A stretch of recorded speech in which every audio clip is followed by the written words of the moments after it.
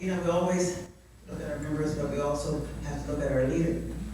And Lion Furman, for the past 2 years, has been a leader outstanding. He has never given up on us, even though I know sometimes he felt as though it was impossible. But we managed to stick together. He has stuck his neck out, so to speak.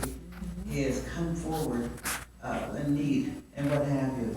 Therefore, on behalf of the club itself, I would like to make this presentation to our president, Lion Furman. And this plaque says, Lion Furman Archer President, 2013-2015, in appreciation of your outstanding dedication and service to the Palm Bay Progressive Lions Club.